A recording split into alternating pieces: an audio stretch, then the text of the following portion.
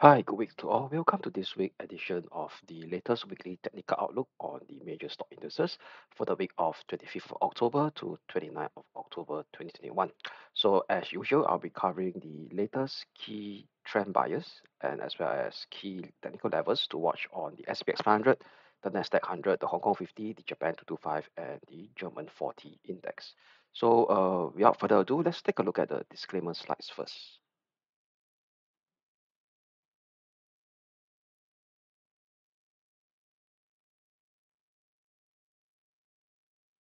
Okay, so let's take a quick glance on the raw momentum analysis across the globe for the various major stock indices, the benchmark stock indices. So let's start with the S&P 500 first, the Nasdaq 100, the Dow Jones, and the Russell 2000, which represents the US stock market in general. So what we could see is still pretty much healthy, still positive performance last week for the week of 18th of October, 22nd of October, averaging between a range of close to 1% over the Dow Jones, and between the lowest will be the Dow Jones is the lowest, so we set the highest of the SPX 500 at 1.64%. So what's interesting over here is both the S&P 500 and the Dow Jones managed to actually hit a fresh all-time high last week. Okay, whereas the Nasdaq 100 and the Russell 2000 continue to trail behind. But what's interesting for here, if you look at the prior, the what you call it, the difference between last week performance and its prior 4-week average weekly performance, all of them are still showing signs of upside momentum. Okay, so what we could see over here is momentum is still relatively positive because it's still showing a kind of a positive number, taking into the difference between these two performance. All right. So what you could see is still above the prior 4-week average. So the one that is coming slightly muted will be the Dow Jones Industrial Average and the Russell 2000. And what's interesting over here I want to highlight will be the China-related stock market, where we did mention a couple of weeks ago in my tweet. So later I'll share with you where to find my Twitter handle for those who want to follow me to get a quick update on what's going on in the market. So we tweeted a couple of weeks ago and even on Sunday, on Saturday on the weekend that uh, the Hang Seng Index or the Hang Seng Tech has been kind of underperforming the rest of the world since February, after hitting its February peak all the way until it goes about 7 to 8 months of decline, which is 40%. Okay, number one, there's a couple of things happening in the Chinese economy. Regulatory driven, that means i.e. clamp down on the private sector from China big tech spreading all the way to Chinese edutech and touching on such as uh, the wider spectrum of the Chinese economy. Then we also have this ongoing issue with Evergrande, who keep missing on their debt obligation from their offshore bonds. So there's still this lingering risk that if Evergrande were to collapse or allowed to get defaulted, it may create a contingent risk to the market, whereas the Chinese regulators and the Chinese top policymakers has kind of gave verbal assurance that the probability or the risk of a contingent a spillover from Evergrande towards the wider scope of the Chinese economy is pretty much remote right now. So yes, there's a lot of negative news flows that is going on in the Chinese market. Coupled with last week we have a set of GDP Chinese key economic data from GDP Q3 GDP to industrial production has been showing signs of slowdown. And even private economies has really starts to kind of revise downwards their economic growth for this year and as well as next year for the Chinese economy. But what we could see in the market, okay, markets are always forward looking. So what we have with the Hang Seng Index and the Hang Seng Tech Index is that potentially what we could see over here is that perhaps the at least in the medium term, it seems to me that the worst might be over for the Chinese related stock market, and we may potentially see at least a bit of further upside, at least in the medium term from here. So medium term, what I'm talking for between is a range of 1 to 3 months. So what's interesting over here is that last week performance, the strongest come from the Hang Seng Index and the Hang Seng Tech Index. So all these are close proxies with the Chinese stock market. Okay, 3.14% return last week and 6.89% return for the Hang Seng Tech Index. So very positive as well for the very this momentum analysis, taking the difference between last week performance and its prior 4 weeks average of weekly performance. So among the peers, okay, it's the highest. Okay, it's the highest. Okay, Hang Seng Index 2.71%, Hang Seng Tech Index 7.38%. Okay, so what we could see here is a kind of a potential turnaround, at least in the medium term, for China-related stock market, which is I reckon that perhaps we still have a bit more to go. But later I'll highlight on the Hang Seng Index. For this week, itself, there is because it's coming to very close to the range resistance. So there are certain elements that at least in the short term we may see a bit of pullback. Okay, later I'll touch on more on that. Okay, because as you know that markets don't go vertical all the way up. There's what we call it ebbs and flows. Okay. Okay, then for the Nikkei 225 and the German 30 index, right, or the German 40 index, pardon me, is that they are the weakest performer last week, negative 0.9%. The German DAX almost slightly, modestly losses, negative 0.28%. So the difference wise, momentum, simple momentum, taking from the difference of their weekly performance and its prior 4-week average also can't be lackluster as well. 0.24%, then the German DAX is at negative 0.45%. Okay, so later I'll touch on the technical elements on the chart itself, okay, to see whether that support still holds, okay? Because more importantly over here is that it boils down to the question that, yeah, momentum can be weak, but as long as certain respective key support levels that are still holding, we cannot kind of validate a potential bearish scenario yet for these two indices. Okay, then very quickly before we jump into the technical analysis of the various stock indices that I share with you all. So a quick glance again for last week performance, the S&P 11 sectors performance, pretty much bullish as well, or positive across the board sector that is participating in this ongoing recovery, which is coming close to 3 weeks already. So 10 out of 11 sectors are in the green. So the weakest performance over here last week was communication services at negative 0.62%. Top performer is the real estate at positive 3.2, healthcare 2.87, then followed by the financials at 2.79%. So as you all know that now we are in the thick of this Q3 US earnings reporting season. So for this week, there will be key stocks that is reporting will be Apple, Amazon, Facebook, as well as Apple, Google. So all these stocks are pretty much important. Why? Because they represent significant weightage inside the S&P 500 as well as the Nasdaq 100 index. Okay, now quickly let's jump immediately into the technical chart of the SPX first, the SPX 500. So let me touch on the daily chart first, okay, before I talk about the strategy for this week. So if you look at the daily chart over here, is that last week it made a fresh all-time high, intraday high. So if you look at the intraday high was 4559. Okay, slight pop above, but it did have a daily close above the previous all-time high, and it's formed a kind of a because this is called a kind of a spinning top candlestick. A bit of hesitance by the bulls to push prices higher. Then in correlation, right, if you were to look into the RSI measures, this is daily RSI, so it's measured medium-term momentum. So in terms of medium-term momentum, it's still positive, okay, still inching upwards above the 50% neutrality level, haven't went into the overbought zone and even touched the extreme overbought level at the 73% mark. Okay, so what we could say is that number one, price action, yes, it's a bit of hesitant by the boost from last Friday's close to reach much higher. Instead of closing much higher above the fresh all-time high, it actually formed a doji. Okay, so okay, a spinning top or doji, depends on how you want to call it.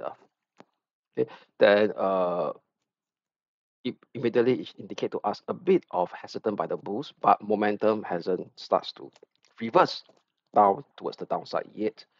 Okay, so now let's go on. That's the key elements on the daily chart. So what we could see over here is that perhaps a bit of pullback, but rather than a outright bearish reversal for us to take us all the way down to the low of October, where the recovery started after this wave 4 corrective decline ended.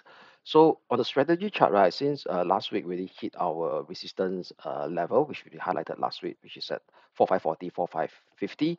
So what we could see is that the short-term momentum, now the short-term momentum, the forward momentum is actually flashing this bearish divergence. Okay, what I mean by bearish divergence? If we were to look at the last two swing high of the price action is very clearly higher high. But then if you look down correspondingly on the RSI, it's actually showing lower high.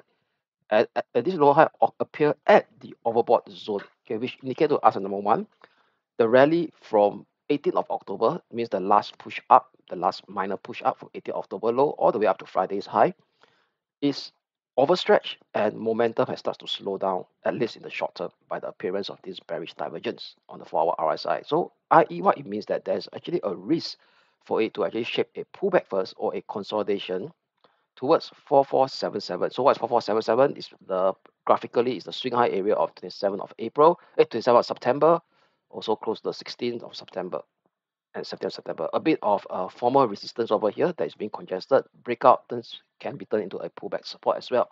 And in terms of the elliott wave or the fractal analysis, if we do the Fibo correction, Fibo retracement, pardon me, all the way up to the wave 2 low to high of wave 3, it's actually 38.2% retracement. Okay. Okay, so what we could see over here is a bit of pullback potentially to 4477. Definitely the key support level for this week, right? I tighten it to 4427. So this will be my key medium-term pivotal support to this for this week to still maintain that potential bullish bias. So after this pullback, we may start to see another push up towards this new resistance level. So this is a fresh all-time high. Which I derived from a couple of Fibo expansion level, a cluster of Fibo expansion level at 4590 slash 46 figures, which is 4,600 level. So, but definitely, if we start to see a kind of a 4-hour close below 4427, that means we start to actually invalidate this bullish scenario where we may start to see another kind of choppy corrective decline. That means we're talking about since the high of 4450, it's still evolving in a corrective kind of a corrective pattern where it could retest the October low at 42.7, 42.30 level. All right. Now, moving on to the Nasdaq 100. So if you could see the Nasdaq 100 over here, also pretty much momentum is also starts to improve, okay, ever since the low of 4th of October. All right. So what we could see now is now trading above the 50-day moving average already. Okay, 50-day moving average. And also the RSI also pretty much healthy. Yes, last week actually sloped turned slightly downwards, but no signs of a kind of exhaustion because number one, it hasn't even hit the overbought level and the extreme overbought level of 79%. So what I could say that medium term upside momentum is still continue to build up over here, not indicating itself of overstretch. That, but however, what's the shorter term is telling us for this week. So over the shorter term, so this is the 4-hour chart, what you could see over here. 4-hour chart also very similar to the RSI of the SPX 500. It started to flash this bearish divergence signal, higher high on the price action, but lower high on the RSI. So what we could see now is that it actually hit the extreme overbought level first before flashing this bearish divergence in late last week. Okay, so what it means that over here is that yeah, we could also potentially see a pullback first. So a pullback towards 15,200 slash 15,150, which is also the former swing high area of 18th of October, the minor swing high area of 18th October, and as well as the 38.2% Fibo retracement from the low of wave 2 to the potential end of wave 3 yesterday, last Friday or last week. Okay. Okay, now so what we could see is as long as this, so I tighten the key pivotal support, medium pivotal to 15,000, which is for this week. So yes, a potential minor pullback first towards 15,200 slash 150. Maximum it must potentially stop at 15,000 level, which is the tighten key medium term pivotal support to set for this week. So as long as this level holds, we could still potentially see another leg of potential impulsive upmove sequence to actually retest the current all-time high area here of 15,600 slash 700. All right. So, however, 4-hour close below 15,000, all bets are off. So we will start to say that, hey, this whole up move here is actually not really it's not really impulsive. It is in fact part of a much larger corrective move or complex corrective move that started from the high of 6th of September. So a 4-hour break below 15,000 level, it could take us down back towards the lows of the 4th of October low, the swing low at 14,480 slash 14,320 mark from here.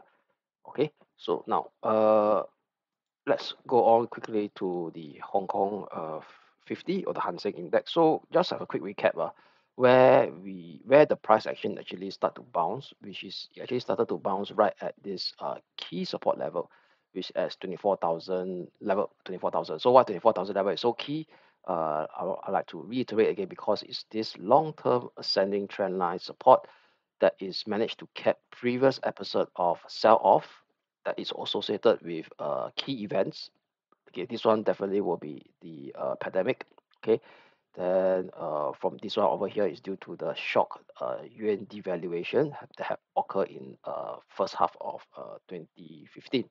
Okay, then definitely this level here will be the great financial crisis in 2008. So we start to see this is a very clear magnet that actually attract a reversal. Okay, a reversal that we see after this dramatic fall that kind of a reinforced by this regulatory clampdown in China, and right now also regulatory clampdown towards the private sector in China. And right now we start to see this Evergrande scenario start to spook a bit of fear in the Chinese market. Okay, so but however, price action, like I've said, is like we say over here, the price action is very forward looking. So one of the reasons I can argue over here, yes, despite we start to see very weak news flow coming out from the China market, but do not forget, China central bank has been quite reluctant to actually add in additional liquidity into the markets itself. So who knows? I mean, the China central bank will actually open the floodgates again to actually improve the sentiment situation in China. But we are taking it one step at a time. So definitely 27,770 will be the resistance level. So this level is actually a neutrality level that I set for the start of this quarter Q4. So I'm expecting Q4 price action not to accelerate downwards below 24,000, but however trade like a big sideways range between 26,770 towards 24,000 level. So on a very short term basis, right, if I were to have a bullish bias, maximum I could go is only 2770 because that is the higher time frame that I've already set aside at the start of this quarter. All right, so this is how I actually do my top-down technical analysis. So with that in mind, right, if we were to look at this scenario over here, is that hey, the price action right is actually right now coming close to this 226,770 already. Okay, which was actually last week resistance that we set aside to play this potential push up. So this resistance over here was correspond to that resistance that I set on the weekly chart. So what we could do over here is for this week, because it's coming very close to this level, I will turn neutral first. Yes, short term, maybe 1 to 3 days, we're talking about this push up, but for the whole week, now for the whole week is that because whole week directional bias is coming very close to this level, the range resistance that we highlighted. 26,750, 27,000 figure level. So we will turn neutral at this point in time first, with the lower boundary at 25,300, which was the former swing high low of 11th of October. Okay, so we turn neutral between these two levels. Okay, so unless we have a 4 hour break, okay, not 4 hour break, because we need to have a weekly break. Means we need to have a weekly breakout to actually validate a further up move because this level is being derived on the weekly chart. So, but however, if you have a 4 hour close below 25,300, then we will say that it will start to shape another corrective push down to test 25,550, and a break of this level should retest the long-term key support level at 24,000 level slash 23,500 the access. Okay, so overall you could see over here is still kind of a evolving within this kind of descending range configuration or expanding wedge configuration in place since 18th of Feb. Okay, this year high. So turning neutral this week for the Hong Kong 50 index. And also why I turn neutral, you look at the short-term indicator, it start to shape this bearish divergence as well. Okay, similar high on the price action, but very obvious lower high on the RSI, and it actually formed right at the overbought zone, okay, indicating to us that this last push up over here in the short term is losing upside momentum. All right, so this justified for me at least for this week to actually turn neutral on the Hong Kong 50. So now, very quickly will be the next one will be the Japan 225. Okay, so okay, so for Japan 225 over here is let's look at the daily chart. So daily chart over here is that a bit of recovery after a test of this key long-term support at 27,500, 26,880, managed to actually bounce back up above this former descending expanding former expanding wedge resistance, breaking out into support. slightly retest or reintegrate before below it before recovering in the last 2 weeks or so. Okay, at this level. Okay, so what we have over here is a level of 28,200 slash 28,000 level. So that was my support level that I have for last week to maintain a kind of recovery back within this major swing high of 14th of September and 16th of February. So this level here is actually a 14-year high for the Nikkei 225. Okay, then almost unchanged. If you look at the strategy that I have for last week, right?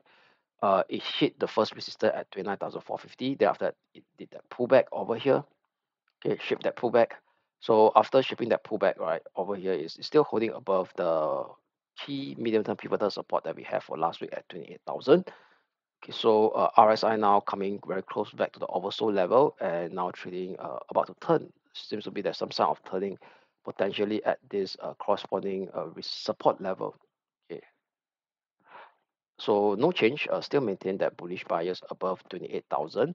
So looking for a retest of 29,450. Then after a break above 29,450, should take us up towards the Fibo cluster level, interesting cluster level at 29,900, which is the 0.618 Fibo projection, taking from the low of 6th of October to the high of 20th of October projected from today's morning low, okay, intraday low over here at 25th of October.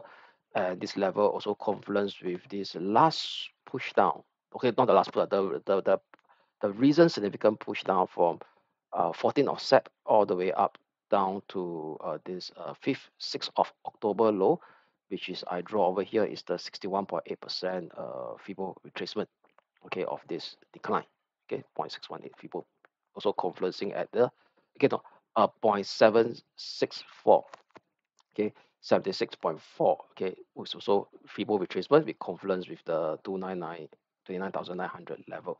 Okay, so yes, still maintaining that bullish bias, but I still don't want to play potentially see a breakout above the 14th September high because elements hasn't kind of justified it yet at the moment. So we're still taking one step at a time, okay, to play this push up back towards the upper boundary of this significant range, okay, configuration.